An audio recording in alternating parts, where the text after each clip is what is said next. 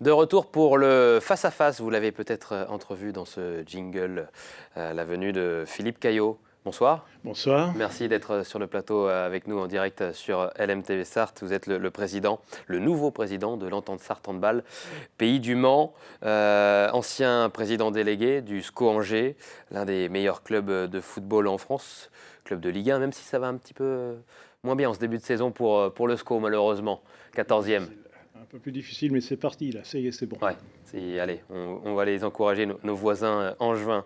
La dalle angevine, la fameuse, pour les blancs et noirs. Pourquoi avoir rejoint l'ESH Pays du Mans, Monsieur Caillot? Alors déjà, un ami est venu me proposer de rencontrer des gens.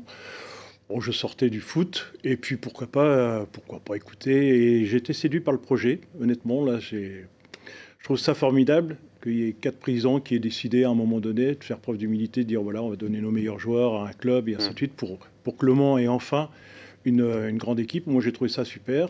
Et puis les gens ça a tout de suite bien passé avec eux, donc pourquoi pas. Vous venez avec votre expérience, vous venez aussi avec vos ambitions, j'imagine, pour le club?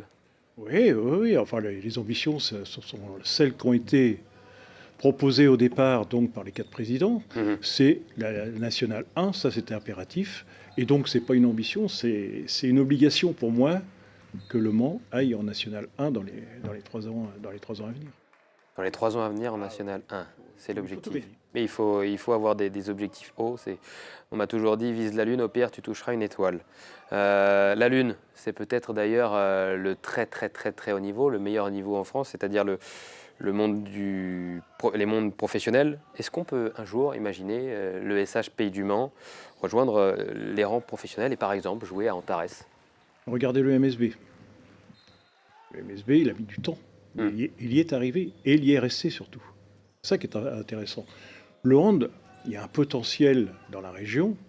Les élus, les comités, tout le monde est pour. C'est vraiment pour avoir une équipe de haut niveau. Alors, professionnel, moi je ne le verrai pas, vu mon âge, mais je pense qu'un jour, si on tient nos objectifs, déjà en national, c'est-à-dire les meilleurs dans le club amateur, ce sera déjà très bien. Et je pense qu'après, c'est une question de moyens. Si on réussit aujourd'hui à garder nos jeunes, parce que le problème du Mans, c'est on détecte et on forme de très bons jeunes. Le problème, c'est qu'on n'a pas jusqu'à aujourd'hui d'ambition suffisante pour les garder. Donc ça va être un des objectifs. Et je pense que les victoires vont faire que les jeunes resteront. Ça ne doit pas être simple non plus dans notre ville du Mans d'arriver entre le football, qui est important pour la ville du Mans, le Mans FC, le basket, vous l'avez dit, le MSB, et puis aussi les 24 heures du Mans, de se frayer un chemin, de montrer qu'on est là, qu'il faut aussi appuyer financièrement. C'est vrai. C'est aussi pour ça qu'on est venu me chercher.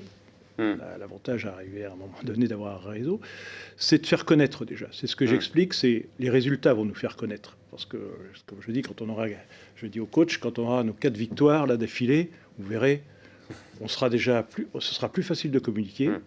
J'ai déjà rencontré des gens qui connaissent pas le hand, pour certains. Certains connaissaient le hand, ils sont venus samedi nous voir.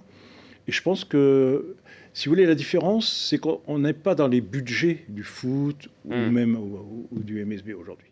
Donc déjà, par les résultats et avec un peu de communication et ainsi de suite, on réussira, à mon avis, à avoir des partenaires. Alors, ce ne seront pas des gros partenaires, quoique, aujourd'hui, on a signé avec un nouveau partenaire, DSF, voilà, et ça va venir. Le contexte est particulier avec donc l'Entente Sarthe Handball Pays du Mans qui vient malheureusement de descendre en pré-national cette saison. Il y a une très bonne base laissée par les anciens présidents, les anciens dirigeants, mais beaucoup de choses restent à faire. Quelles vont être vos priorités ? Disons qu'on va avoir 4 axes. L'axe sportif, sous la responsabilité de Rémi, qui est le directeur sportif, donc avec son coach Francis et puis Charlotte, son adjointe. Nos entraîneurs des équipes jeunes, qui sont quand même très bons. Avec les jeunes, on est très bons.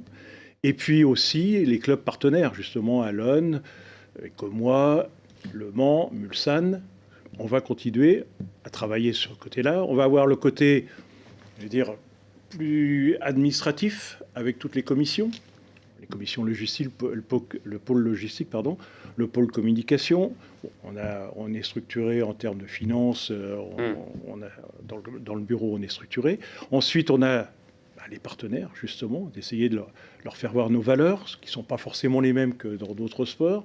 On va leur faire connaître nos valeurs et puis on va les attirer. Parce qu'économiquement, vous l'avez dit, on est obligé de trouver de l'aide. On ne peut pas, comme ça, vivre sur les 4 clubs. Ce n'est pas possible. On va être obligé de le faire. Et puis le dernier, c'est, comme je disais, d'attirer, de continuer à former, détecter les meilleurs jeunes, de les former, et puis de les attirer pour futur chez nous. Vous m'avez parlé de l'objectif d'ici 3 ans de rejoindre les rangs de la Nationale 1. Cette saison, c'est, j'imagine du coup, si je calcule bien, la montée. On a fait 14 points sur 15 possibles ce samedi. Nos équipes jeunes ont toutes gagné. Notre équipe senior a gagné. Notre équipe 2 a fait match nul. Bon, voilà, c'est le seul.